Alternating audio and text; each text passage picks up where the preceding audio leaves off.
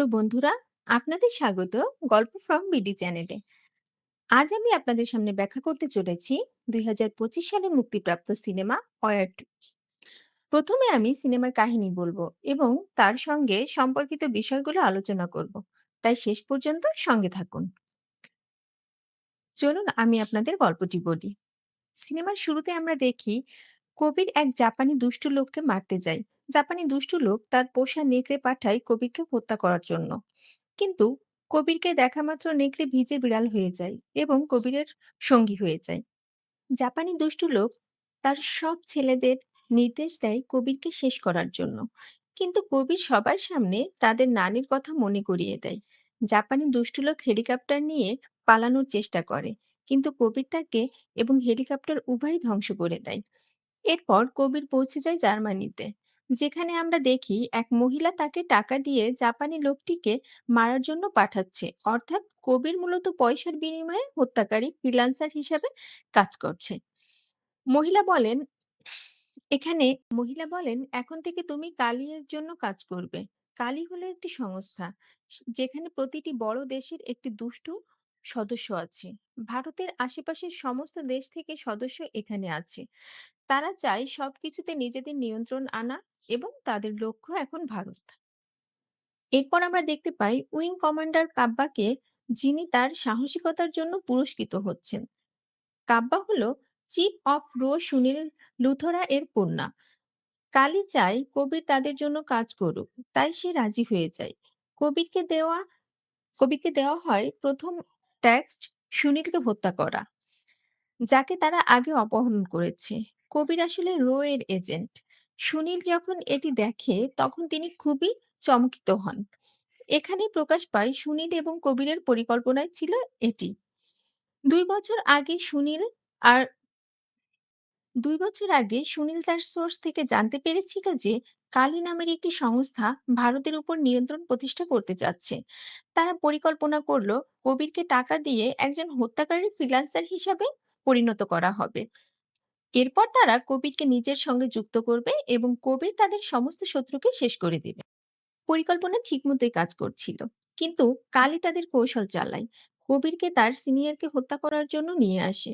কবিরকে তাদের প্রতি নিষ্ঠা প্রমাণ করতে হবে, কিন্তু কবির তা করতে পারছে না, কারণ সে সুনীলকে তার পিতার মতো মনে করে। সুনীল বুঝিয়ে বলে, দেশকে বাঁচানোর জন্য আমার ত্যাগ কিছুই না, দেশ আগে, সবকিছু পরে। আমি সবসময় নিজের ত্যাগ দিতে প্রস্তুত। আত্মশক্তি নিয়ে কবির অবশেষে তাকে হত্যা করে। পরদিন কবির সুনীলকে মারার ভিডিও রোকে পাঠায়। সুনীলের মৃত্যুর খবর পেয়ে কাব্যা খুবই দুঃখিত হয়। কাব্যার দুঃখের মাঝে দেখা যায় যে কালী সংস্থার ভারতীয় সদস্য কবিরের সঙ্গে দেখা করছে। তার নাম গৌতম গোলাঠি।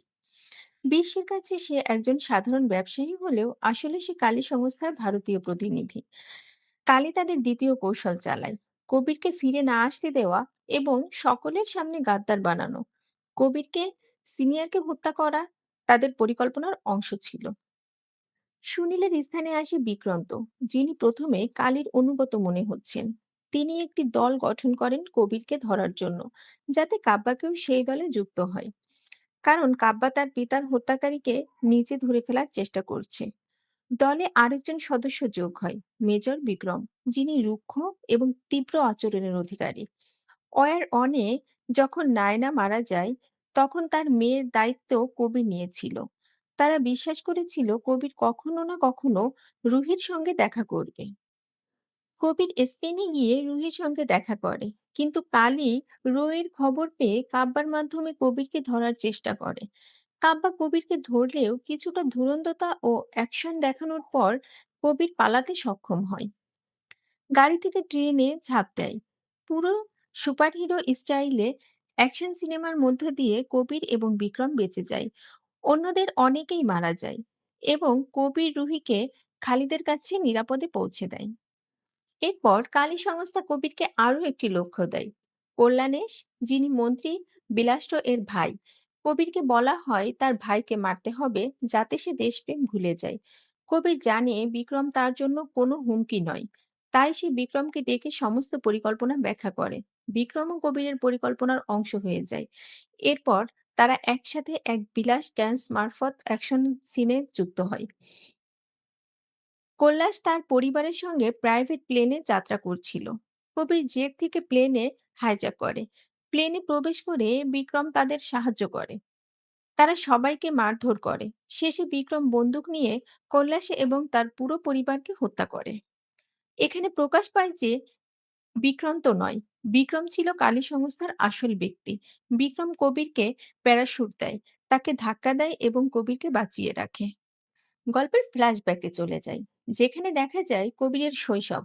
কবিরের বাবা মা মারা যায়, সে অনাথ হয়। সেই সময় সে মেলে বিক্রম রঘু এর সঙ্গে, যিনি তাকে বাঁচতে, লড়াই করতে এবং জীবনের পাঠ শেখায়। রঘু তাকে কাব্য বলে ডাকে। পরে পুলিশ তাদের ধরে। কবি রঘুকে বাঁচায়, কিন্তু রঘু নিজেকে পুলিশে দেয়। সুনীল আসে, যিনি মনে করেন যে দেশের জন্য তাদের পরীক্ষা প্রয়োজন।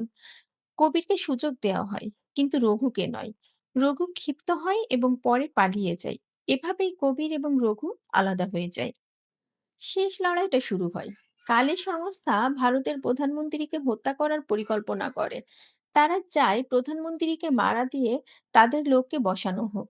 কবির পৌঁছে যায় এবং সমস্ত কালী সদস্যের একের পর এক পরাজিত করে। কবির এবং বিক্রমের মধ্যে ভয়ঙ্কর মুখোমুখি লড়াই হয়। অবশেষে কবির বিক্রমকে হারিয়ে দেয়, কিন্তু তাকে হত্যা করতে চায় না। বিক্রম নিজের মৃত্যুকে স্বীকার করে এবং কবিরকে সঠিকতা মেনে নেয়। মন্ত্রী বিলাসটয়ের দেহে বিক্রম একটি বোমা লাগিয়ে রেখেছিল। কবির ও বিক্রম তা বাতিল করে। বোমা বাতাসে ধ্বংস হয় এবং প্রধানমন্ত্রী বাঁচে। কবির বিক্রমকে কাঁধে তুলে নিয়ে যায়। বিক্রম গণমাধ্যমে ঘোষণা করে বিক্রম শত্রুর সঙ্গে লড়াই করে মৃত্যুবরণ করেছে। আর কবির এখন গাদ্দার। এভাবে কবিরের পরিচয় বিশ্বে গাদ্দার হিসেবে প্রতিষ্ঠিত হয়। গল্পের ৯ মাস পরে দেখা যায় বিক্রম বেঁচে আছে এবং কবিরের বন্ধু হয়ে যায়। দুজন মিলে কালী সংস্থার সব সদস্যকে ধ্বংস করে সংস্থার সম্পূর্ণ অবসান ঘটায়। বিক্রম ভীতু হয়ে ভালো হয়ে যায়, কিন্তু বিশ্বকে দেখানোর জন্য তারা মৃত্যু মনে হয়। কবির এবং কাব্যা আবার একে অপরের সঙ্গে মিলিত হয়। প্রেম পুনঃস্থাপিত হয়। পোস্ট ক্রেডিট সিনে দেখা যায় একজন মানুষ একটি মেয়ের হাতে ট্যাটু করছে। মেয়েটি জিজ্ঞাসা করে এটা কি। মানুষটি বলে আলফা, গ্রিক বর্ণমালার প্রথম অক্ষর এবং আমাদের প্রোগ্রামের মন্ত্র। প্রথমে দ্রুত লক্ষ্য করো, প্রতিটি শহরে একটি জঙ্গল আছে। জঙ্গলে সর্বদা রাজ কবরে আলফা। এভাবে পরবর্তী আলফা সিনেমার ইঙ্গিত দেওয়া হয়।